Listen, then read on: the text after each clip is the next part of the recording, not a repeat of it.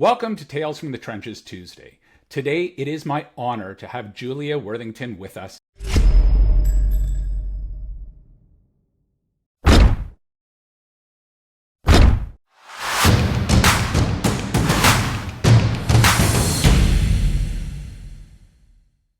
So Julia Worthington has been a fundraiser for over 25 years, working as a volunteer and professional fundraiser for national, regional, and international charities. Julia has always been a generalist fundraiser, starting out as a sole fundraiser with the Railway Children, an international development NGO trying out all types of fundraising. She later became head of fundraising for the Prince's Trust. Corporate fundraising became one of her favorite income streams, with a career highlight being winning Best Charity Partnership internationally for a partnership with SSP Rail UK Limited. For the last 11 years, she's been a consultant, trainer, coach, and mentor, running her own consultancy, Amber Consulting. In 2000, Julia created 6 Simple Steps to a Corporate Fundraising Strategy, a training program that helps fundraisers to develop their first corporate partnerships from scratch. Julia focuses her attention on smaller charities working with many generalist fundraisers, supporting their career development through her training courses, webinars, and Facebook groups, like Corporate Fundraising Chat. Julia is also the trainer for CIOF Corporate Fundraising Management Level course. So welcome, Julia. Thank you. The majority of folks that work for not-profits are females. They say, upwards of 70%. But when you get to the C-suite, they aren't as well represented. It's getting better, but they certainly aren't as well represented. So I guess my question is 2 parts. Number one is that the same in the UK? And what's happening? I would say yes. 70% I would say are women. There's not, you don't see that many men in fundraising teams, but as you say, their representation when it gets to a senior management team, definitely far more men and CEOs as well. I think there's 2 things and what I am seeing is far more women now are becoming CEOs of charities. And I'm also seeing more fundraisers become CEOs of charities, because I think traditionally it's not generally fundraisers that become CEOs of charities. It tends to be operational staff who make that move. But I run a coaching group. We meet 3 times a year, and it's for senior leaders in fundraising. And I've been running it a few years now, and a lot of those people that come to that are regulars. And I've now got, and usually because it's coaching, there's only a small number. There's about 8 of us that meet. And 3 of those now are CEOs, and they weren't CEOs when we started. So I think, as you see, and they're all women, and as you see more women becoming CEOs, then maybe that becomes more normalized as well. It's like, okay, yeah, they have similar challenges to me. Right. One of them, she's just amazing. She runs a Down syndrome charity, and she has a child with Down syndrome as well, who doesn't sleep.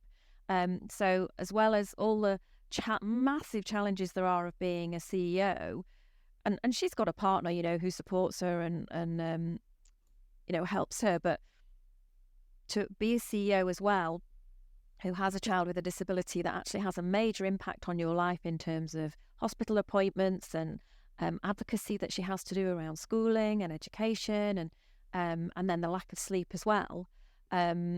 That, we're all blown away by her. She thinks she's just average and she's not doing a very good job. And we're like, oh my God, when you talk about the things that you are doing for that organisation and how you are turning it around, you are just amazing. And then add into that all the other things that are going on in your life that are impacting you. How are you doing that?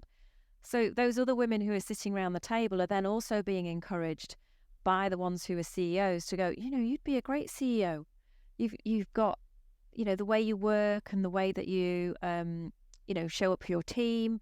You'd absolutely rock it as a CEO. And so being able to have those conversations, I think, is really important. And and allows more people to think, yeah, I could do that actually. So I'm definitely seeing, when you see all the appointments things that come up on various fundraising newsletters that I get, there's definitely more women are becoming CEOs now. That's great. I spoke to a female colleague.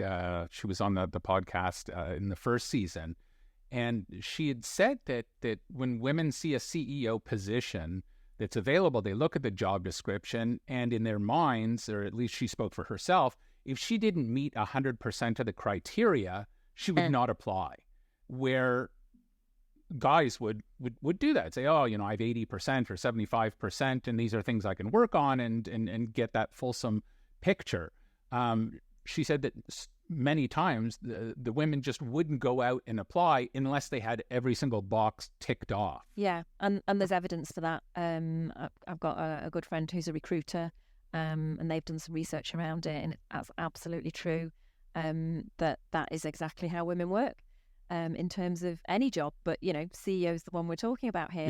Mm-hmm. But what has been shown to help women is that they have an advocate who encourages them to apply for it.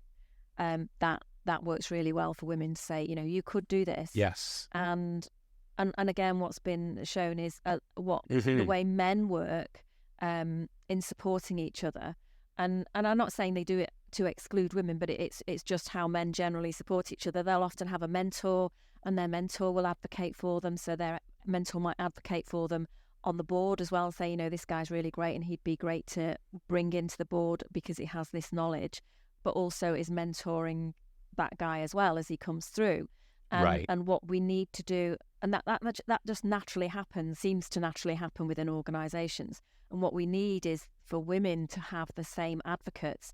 And there's not as many women sitting around the boardroom, so you maybe need to do a little bit more work in terms of saying, okay, we want you to advocate for some of these younger women that are coming through and help them to the point where we're not missing out on their skills, because, hey, 50% of the population are women, and having that diverse, it makes me laugh now when people see women as diversity on the board, but having those different viewpoints, those different opinions is so important. And that's why, to me, it's so important to have, that huge diversity across the board. And again, it's been demonstrated in various FTSE 100 companies that the more diverse the board, the more profit they make, because you can actually tick off lots of different cultures, the way you've been brought up. You see things in a slightly different way. You can bring something different to the table. And one of the reasons they reckon Lehman Brothers went bust when they did was because of groupthink. They'd all got very similar backgrounds, and they just could not see how what they were pursuing would not work. And diversity would have saved them. Potentially. Yeah. That's a very valid point. Very, very valid point. So let's change the topic just again, as I'm jumping all over the place.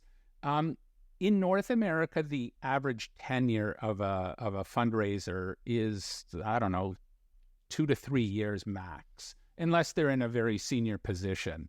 And they tend to hop from one charity to the other.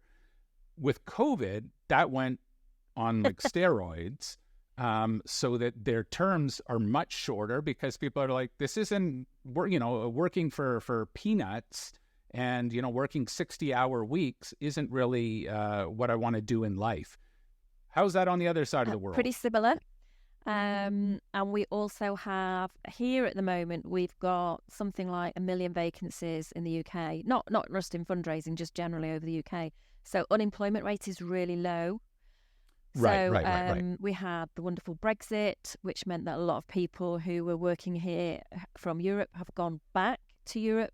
And then also the other thing that was seen because of COVID was what they called in the UK the Great Resignation. So lots of people in their 50s kind of went, do you know what? Yes.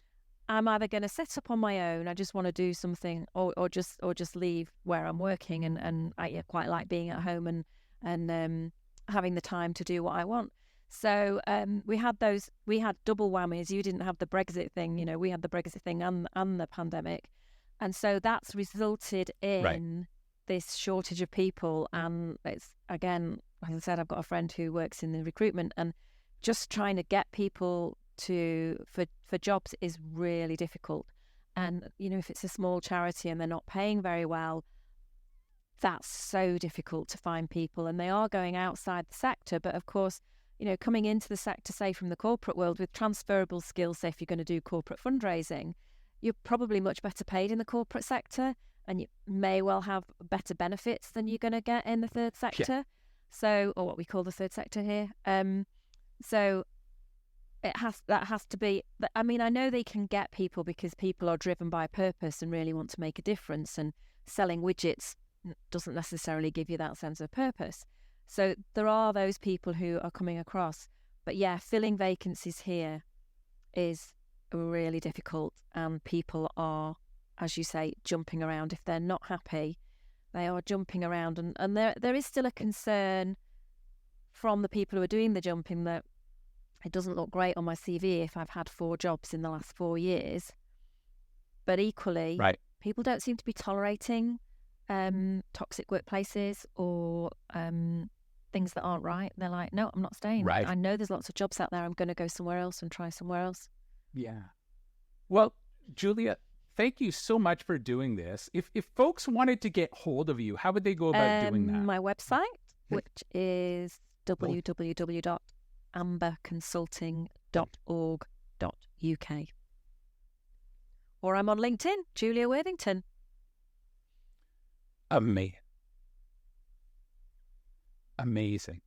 No, thank you so much. It was an absolute pleasure to get to know you. Thanks for inviting me. I really enjoyed our chat.